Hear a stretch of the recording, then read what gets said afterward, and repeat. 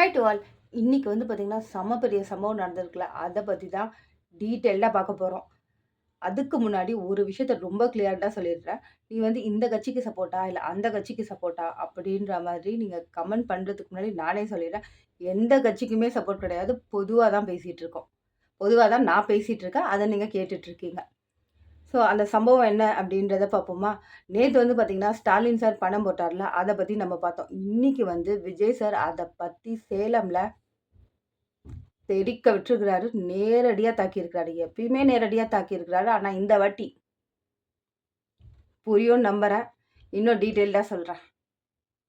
Vijay sir வந்து எப்படி பேசியிருக்கிறாருன்னு வந்து பார்த்தீங்கன்னா, "நேத்து நீங்க பணம் தான போட்டீங்க. இன்னைக்கு நான் உங்களே போடுறேன்." அப்படின்ற லெவலுக்கு பேசியிருக்கிறாரு. இது வந்து ஒரு ரைமிங்கா இருக்கட்டும்ன்றதுனால சொன்னேன்.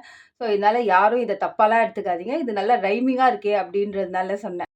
4 வருஷத்துக்கு மேல ஆகுது. இப்பதான் ஒருத்தங்க வீட்டு கதவ தட்டி, "உங்களோட கனவு என்ன?" அப்படின்னு சொல்லுங்கன்னு நீங்க கேட்குறீங்க.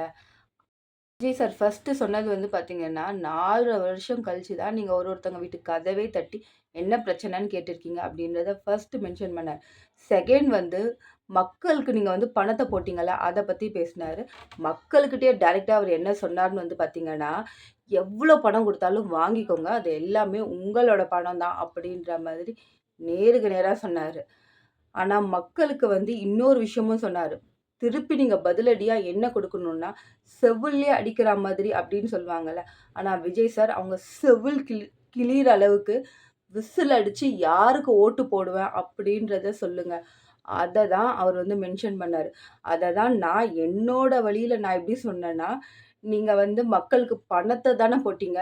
நான் உங்களையே போடுறேன் பாருங்க அப்படின்ற அளவுக்கு நேரடியா அவர் தாக்கியிருக்காருன்றத நான் இந்த இடத்துல மறுபடியும் மென்ஷன் பண்றேன். இது ஆப்போசிட் பார்ட்டிய வந்து நான் வந்து கஷ்டப்படுத்துறதுக்கோ, நேரடியா அவர் அப்படி தாக்கியிருக்காரு அப்படின்றத இந்த இடத்துல அழுத்தி நான் பதிவு பண்றேன் மக்களே. ரொம்ப கியூட்டா ஒரு விஷயம் சொன்னாரு. ஒருத்தவங்க சின்ன பசங்களும், "அப்பா விஜய் சாருக்கு விஜய் அண்ணனுக்கு ஓட் போட்டுருங்க.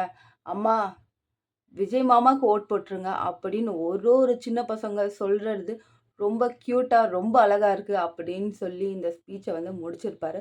அதே மாதிரி நானும் இதோட என்னோட ஸ்பீச்ச முடிச்சுக்கிட்டு மறுபடியும் வேற ஒரு வீடியோல நம்ம பெர்ஃபெக்ட்டா சந்திப்போம். டாட்டா.